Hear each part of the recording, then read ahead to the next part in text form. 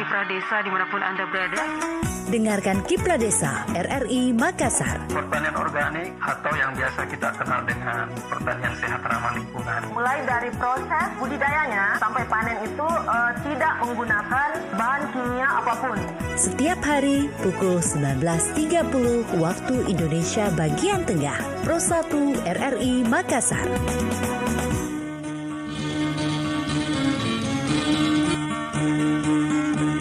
Kiprah Desa Pro 1 RRI Makassar. Assalamualaikum warahmatullahi wabarakatuh dan selamat malam pendengar Pro 1 dimanapun Anda berada. Senang sekali saya Irsan Lipit menemani Anda pendengar. Tentunya seperti biasa di perjumpaan kita di setiap pukul 19.30 hingga pukul 20 waktu Indonesia Tengah Anda akan mendengarkan Kiprah Desa. Dan kali ini pendengar di hari Selasa 9 Agustus 2022 saya tengah kedatangan narasumber Bapak Hashim SPI. Kita akan berkenalan bersama dengan Bapak Hashim, tapi sebelum itu ada ingin yang lewat dulu.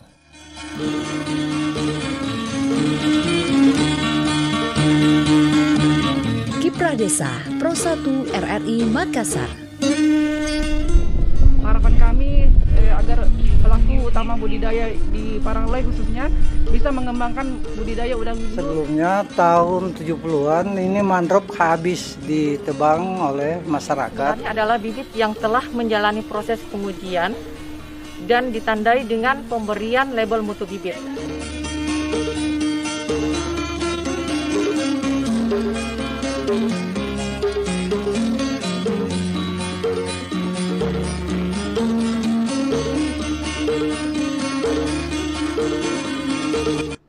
Assalamualaikum warahmatullahi wabarakatuh. Kembali pendengar bersama Irsan Lipit menemani Anda. Dan di Kiprah Desa kali ini bersama dengan narasumber kami Bapak Hashim SPI.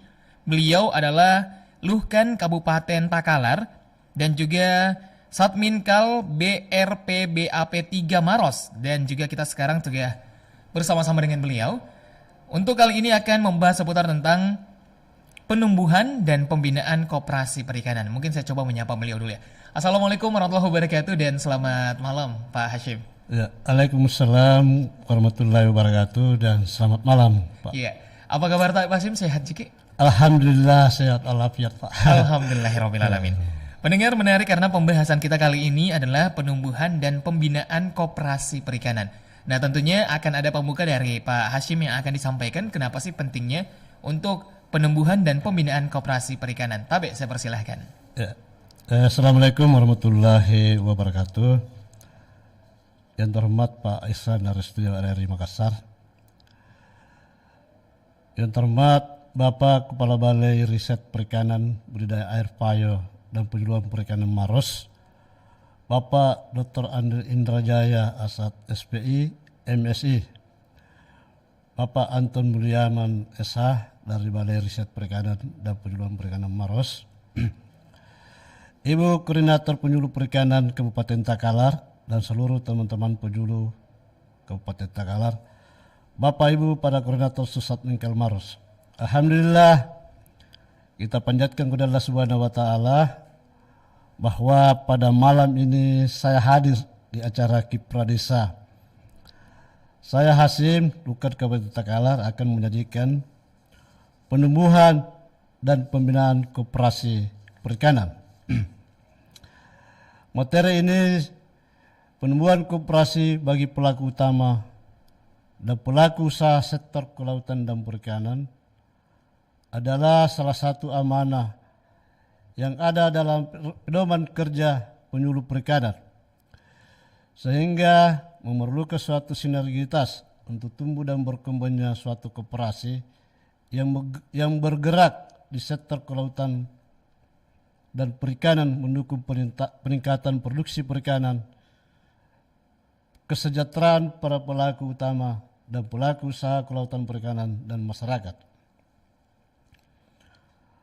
Adapun permasalahan yang dihadapi dalam penumbuhan koperasi di sektor kelautan perikanan adalah masih rendahnya pengetahuan dan pemahaman para pelaku utama dan pelaku usaha kelautan dan perikanan tentang koperasi, sehingga ini memerlukan suatu upaya pembinaan dan sosialisasi untuk mereka pahami bahwa koperasi itu penting bagi nelayan atau pelaku utama dan pelaku usaha di sektor kelautan dan perikanan.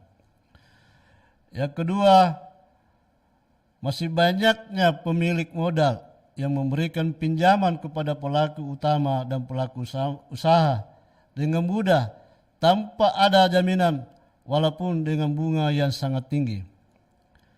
Ketiga, pelaku utama khususnya nelayan masih belum yakin bahwa koperasi dapat memberikan solusi pada permasalahan yang mereka hadapi. Kegunaan koperasi memudahkan memberikan penyuluhan kepada pelaku utama dan pelaku usaha karena kebutuhan mereka dipenuhi di koperasi. Hal ini jika nelayan membutuhkan suatu peralatan maka datanglah di koperasi Berolanja. Disitulah kita penyuluh perikanan memberikan penyuluhan tentang koperasi maupun tentang teknologi penangkapan ikan. 2. Penyaluran bantuan kepada nelayan lebih mudah dan lebih bertanggung jawab serta mudah dikontrol jika disalurkan melalui koperasi. Ketiga, kebutuhan nelayan mudah dilayani dengan harga yang terjangkau serta dapat dipesan sesuai keperluannya. Inisiasi penumbuhan koperasi kelautan dan perikanan, yaitu melakukan sosialisasi kepada pelaku utama dan pelaku usaha, tokoh masyarakat, dan kalau bisa hadirkan pemerintah setempat sebagai inisiasi pembentukan koperasi sektor kelautan dan perikanan. Selanjutnya, adakan pembentukan koperasi dengan menghadirkan penyuluh koperasi yang ada di Dinas Koperasi dan Usaha Menengah dan Kecil.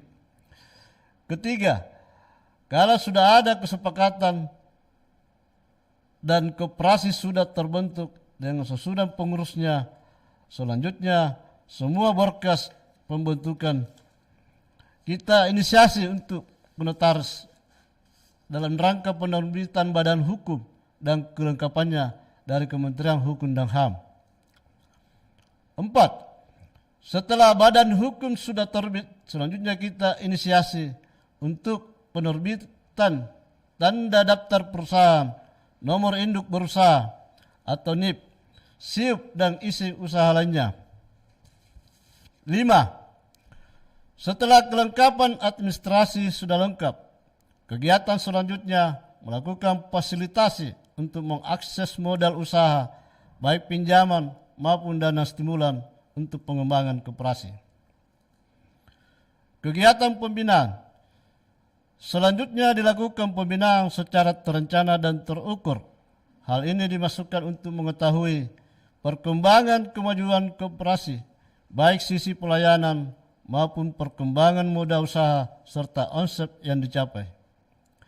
Memberikan motivasi kepada nelayan maupun masyarakat untuk menjadi anggota koperasi. 3. Membimbing pengurus dan karyawan untuk melakukan pencatatan transaksi keuangan secara tertib, transparan, dan membuat laporan mingguan dan laporan bulanan sebagai alat kontrol. 4.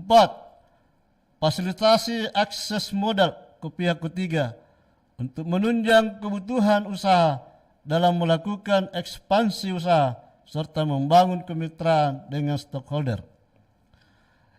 Yang kelima, bimbingan pembuatan laporan neraca keuangan dan penyusunan laporan rapat anggota tahunan sebagai pertanggungjawaban pengurus pada rapat anggota tahunan yang dilaksanakan setiap tahun. Demikianlah penyajian saya dengan materi penumbuhan dan pembinaan koperasi perikanan. Sekian dan terima kasih. Iya, aduh lengkap sekali informasi dari Pak Hashim SPI. Nah Pak, ini menarik. Tentunya bagaimana pentingnya koperasi, terutama di bidang perikanan, ini untuk bisa membangun bukan hanya negara, tapi dari bawah, benar ya? Berarti dari bawah, dari nelayannya itu sendiri. Nah Pak, saya ingin tahu sebenarnya apa sih kendala-kendala yang akhirnya ditangani? Kenapa sampai banyak nelayan mungkin merasa agak ragu nih kalau misalnya di koperasi, lebih memilih untuk mencari pinjaman modal ke tempat-tempat berbeda, bahkan dengan bunga yang tinggi tadi sempat disampaikan. Nah itu kenapa sebenarnya Pak? Ya. Jadi selama ini sebenarnya belum ada koperasi perikanan yang bisa memberikan pinjaman kepada nelayan. Oke, begitu. Iya. Nah sekarang ini atas petunjuk dari Kementerian Kelautan dan Perikanan kepada seluruh jajarannya sampai kepada penyuluh, agar penyuluh bisa menginisiasi terbentuknya suatu koperasi perikanan. Ternyata setelah saya menjalani, setelah nelayan itu memahami manfaat koperasi dan merasakan Pak, sekarang ini banyak sekali menjadi anggota koperasi. Alhamdulillah. Iya. Dan memang mereka juga agak mudah melakukan penangkapan ikan, karena alat-alat tangkap tidak perlu lagi toko. Tetapi di koperasi sudah ada tinggal toko swalayan koperasi yang melayani nelayan. Itu alat penangkapannya, mesin-mesin kapalnya, sembakonya semua itu sudah lengkap di sana Pak. Jadi dia tidak perlu lagi ke mana-mana. Nah, nih Pak, kalau misalnya di koperasi nelayan kan itu biasanya penghasilannya kan otomatis dari melaut. Nah, dan itu fluktuatif tergantung bagaimana kondisi alam dan bagaimana saat itu banyak atau tidaknya penghasilan. Nah, yang menarik adalah bagaimana saat misalnya salah satu nelayan mungkin ada kerusakan misalnya di mesin yang harus digantikan, atau mungkin ada yang harus dibeli di koperasi, apakah memang semuanya harus cash dibayarkan atau mungkin ada kemudahan tersendiri yang ditawarkan oleh koperasi Pak? Iya, jadi nelayan yang tidak mampu, kita siapkan semua mulai dari perahunya, mesinnya, alat tangkapnya. Nanti dari penghasilan mereka baru dia bayar. Tetapi kita tanya berapa kemampuan berapa kemampuannya untuk membayar. Jadi tidak ada pasakan. Yang penting itu setiap bulan ada simpanan wajibnya dia bayar. Kemudian setiap tahun juga dia dapat dari SAU, jadi modal yang dia simpan di dalam itu akan kembali kepada mereka sendiri. Betul. Nah Pak, ini kan tergolong baru ya Pak, koperasi di bidang perikanan. Itu mulai dari tahun berapa digagasnya? Saya ada 4 koperasi di daerah saya Pak. Itu mulai tahun 2019 sampai sekarang. Nah Pak, ini kan anggotanya sudah cukup banyak, sudah akhirnya mungkin nelayan akhirnya sudah mulai paham bagaimana pentingnya koperasi dan juga bagaimana misalnya bersinergi antara koperasi dan juga para nelayan untuk membangun ekonomi, siklus ekonomi akhirnya terjalin di dalam. Nah, bagaimana akhirnya sebenarnya yang bisa dimanfaatkan dari nelayan atas koperasi itu sendiri? Apa yang keuntungan yang didapatkan oleh nelayan dari adanya koperasi Pak? Yang mungkin perlu disadari sama nelayan ini. Terima kasih. Yang pertama, pelayanan dia sangat mudah. Pelayanan mudah. Karena kita punya toko nelayan itu di pinggir laut, di rumahnya sendiri, dekat rumahnya. Oh, jadi benar-benar berarti tidak perlu harus ke kota dulu, ke pusat-pusat dulu. Ada, jadi mereka sudah istilahnya kita dekatkan toko ke rumahnya, ke perahunya. Jadi dia bebas memilih alat tangkap yang dia butuhkan. Tidak perlu lagi dia menyuruh sama orang lain atau yang anaknya, tapi dia langsung melihat itu. Kebutuhan apa saja, termasuk sembako Pak, sudah disiapkan di termasuk sana. Sembako juga? Wah, luar biasa. Nah Pak, menarik. Ini kan kadang kebutuhan-kebutuhan itu kan bisa jadi yang di koperasi mungkin belum terpenuhi saat itu. Tapi walaupun sudah lengkap, tapi mungkin bisa jadi ada mungkin si nelayan ingin memiliki produk A atau produk B. Itu bisa request nggak sih Pak di koperasi? Tolong dong diadakan untuk produk ini, itu saya butuh. Misalnya, itu apakah bisa dilayani di koperasi? Iya, kita layani sesuai dengan permintaan mereka. Oh begitu, jadi selama ini seperti itu? Seperti sekarang ini, kita punya toko ini, toko swalayan ini, swalayan nelayan. Itu mulai dari yang paling kecil sampai mesin 6 silinder disiapkan Pak. Waduh, sampai mesin 6 silinder disiapkan. Dan tadi sudah dipermudah dengan koperasi bagaimana akhirnya berkomunikasi antara pihak koperasi dan juga nelayan untuk bisa siklus ekonominya. Bahkan tadi ada keringanan dalam tanda kutip bagaimana melihat kemampuan dari nelayannya itu sendiri. Nah, bagaimana keuntungan yang diambil koperasi akhirnya berapa sih Pak? Atau seberapa besar akhirnya? Ini jangan sampai nanti koperasi malah merugi lagi Pak. Insya Allah tidak, karena kita sudah ada kesepakatan harga. Oke. Jadi hasil tangkapan nelayan itu kita sama dengan harga di luar. Iya. Ya, karena koperasi ini sudah punya kontrak pemasaran di eksportir, Oh, di tempat menarik. pengolah ikan. Iya. Jadi harga ikan ini yang anggota nelayan yang menjadi anggota koperasi Iya. itu harga ikannya itu terkontrol dan Oh, stabil. iya. Kemudian kalau lagi produksi banyak, koperasi yang menampung dengan menggunakan kostrik, pendingin, sehingga nelayan itu sudah merasakan itu bagaimana koperasi. Berarti lebih mudah menjualnya dong Pak ya? Tidak perlu lagi misalnya kalau dari pinggir laut memiliki hasil langsung bawa koperasi saja. Tidak usah mungkin harus ke tengkulak dulu dan sebagainya. Ya, sekarang ini sudah 60% tidak lagi ke tengkulak. 60%? Wah, luar biasa. Ini perkembangannya bagaimana sih Pak dari tahun 2019 itu? Tentunya membangun kepercayaan kan tidak mudah Pak. Betul Pak. Jadi nelayan itu atau masyarakat Iya.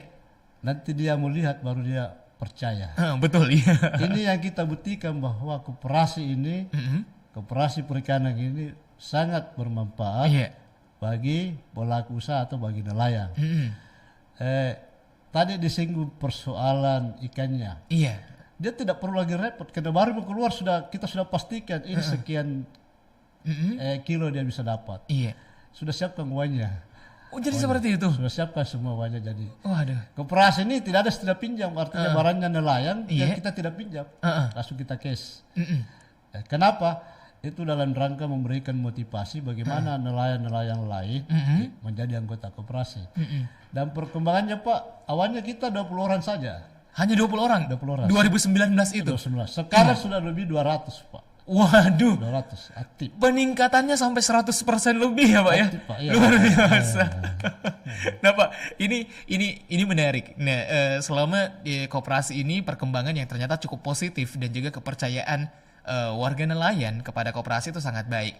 Nah sekarang apalagi tantangannya koperasi, terutama koperasi perikanan ini Pak, yang mungkin harus dibenahi? Ya. Tantangan kita adalah di pemasaran. Oh, di pemasaran. Pemasaran. Karena memang kita punya sarana untuk menampung ikan yang banyak, Iya. masih sangat terbatas. Oke. Nah, dan inilah yang saya selaku penyuluh perikanan menginisiasi kepada pemerintah Iya. agar bisa diberikan bantuan pendingin misalnya kostrik atau pabres, kemudian SPDN solar. Iya. Karena solar ini Pak musimnya kalau tidak ada solarnya solar kapal tidak bisa jalan. Betul sekali. Ya, jadi ini juga kendala sekarang. Kemudian persaingan kita di pasar. Oh, Ya, dengan iya. misalnya pemodal besar. Betul sekali. Tapi alhamdulillah dengan inisiasi kita selaku penyuluh perikanan, kita bisa kerjasama dengan mereka. Luar biasa. Kita bangun kerjasama. Ya insya Allah 3 tahun ke depan mungkin bisa juga lebih besar lagi. besar lagi. Tidak kalah dengan yang pemodal besar Pak ya. Itu harapan kita ya. Yang penting sekarang ini para nelayan kita dulu itu mau menjadi anggota koperasi. Iya. Kemudian kebutuhannya kita bisa penuhi. Kita berusaha itu. Berusaha untuk dipenuhi kebutuhan. Kemudian pengurus ini harus orang yang dipercaya Pak. Betul, itu Percaya, itu wajib ya. saya. Karena karyawan kita juga kontrol semua. Iya. Pada waktunya nanti kalau dia sudah mandiri, maka penyuluh tinggal nonton saja dan dia menguruskan Hasil kerja kerasnya ya. Betul sekali.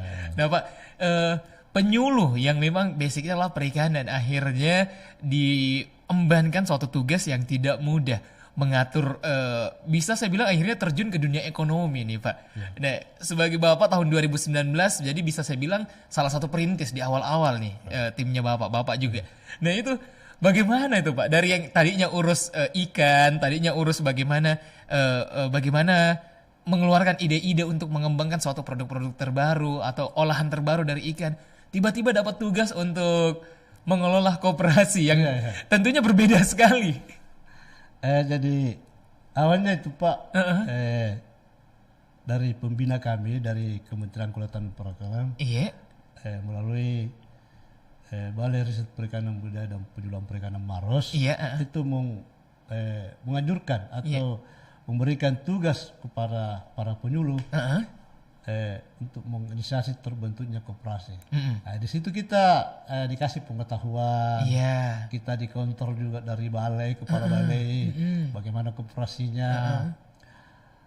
Tetapi saya selaku penyuluh, saya termotivasi sekali karena manfaatnya sangat besar. Iya. Kalau koperasi ini jalan dengan baik, maka menurut saya tidak terlalu penting lagi kita berkunjung ke kelompok karena nelayan sudah ada di situ.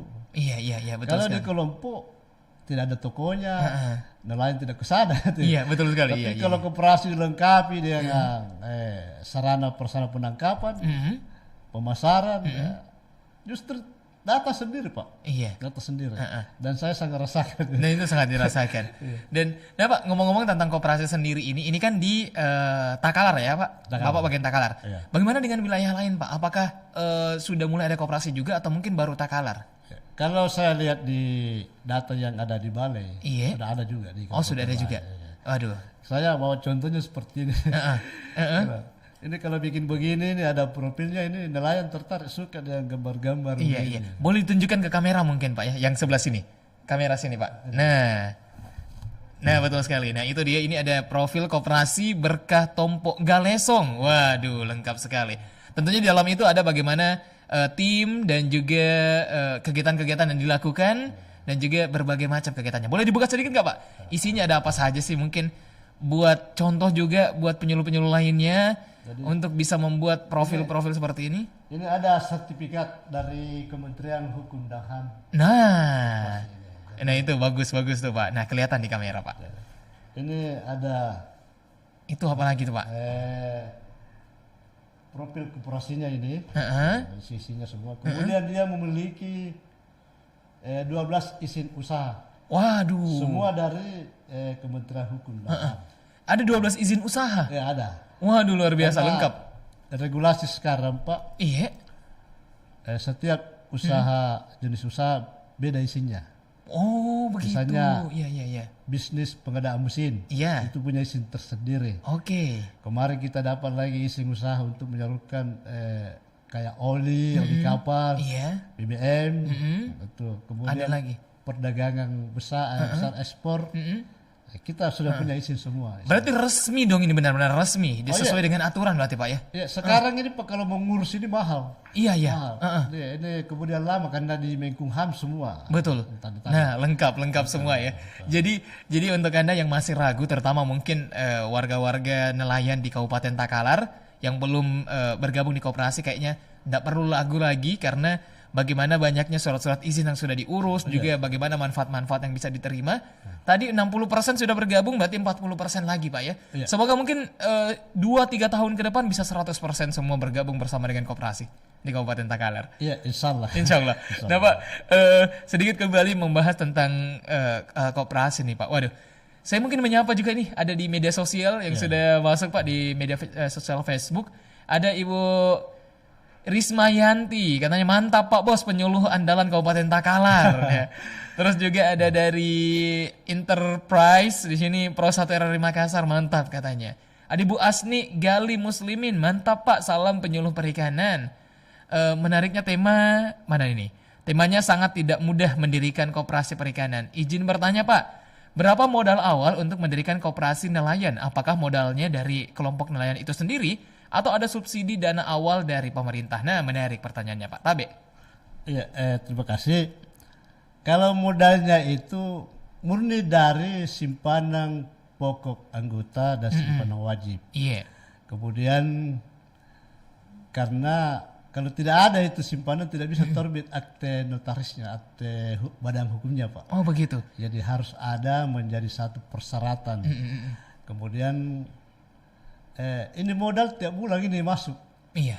Tadinya kita cuma 2 juta, sekarang sudah ada 30 jutaan. Dan itu semuanya hasil iuran anggota. Iuran anggota. Iuran anggota.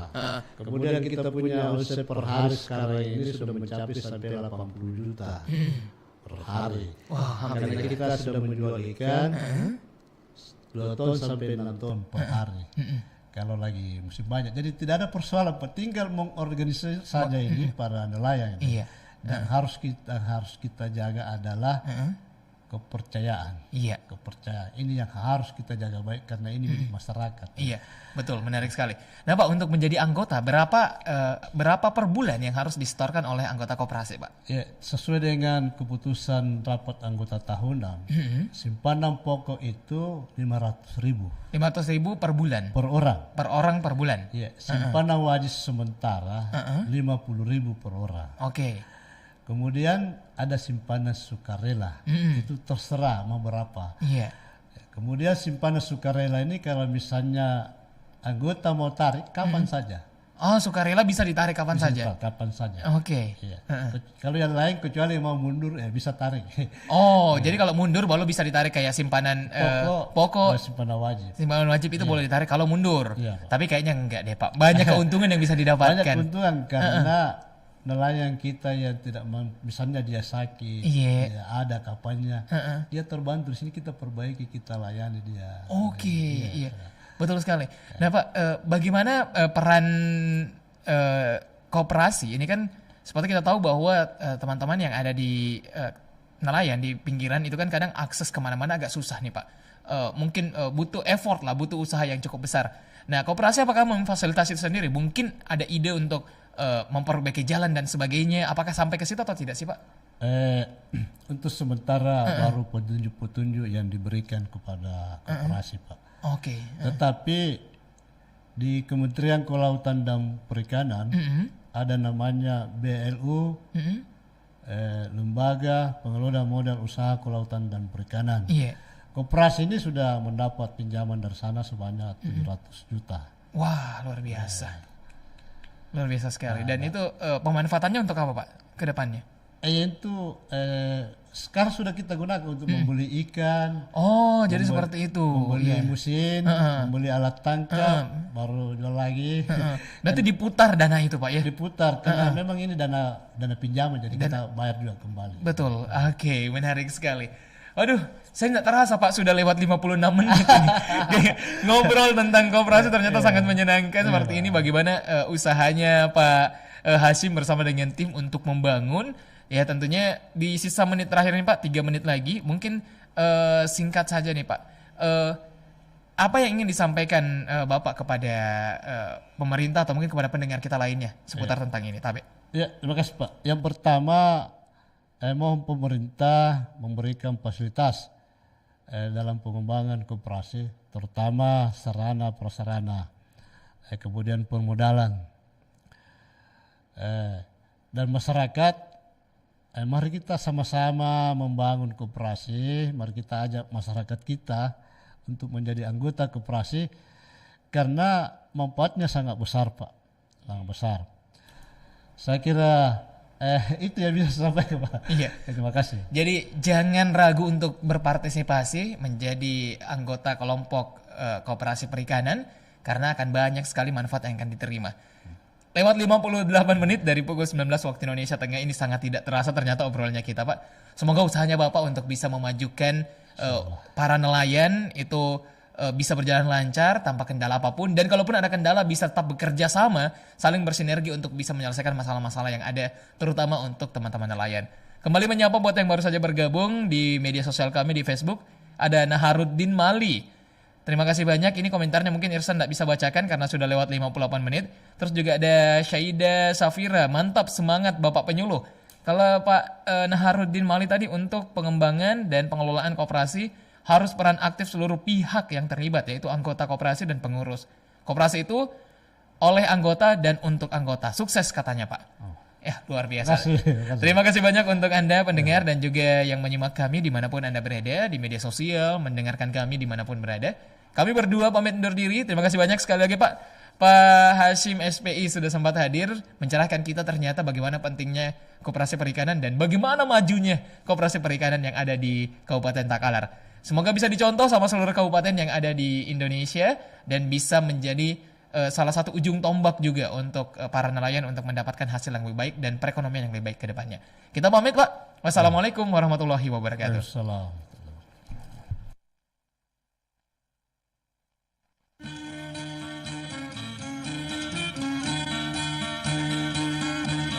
Kiprah Desa Pro 1 RRI Makassar.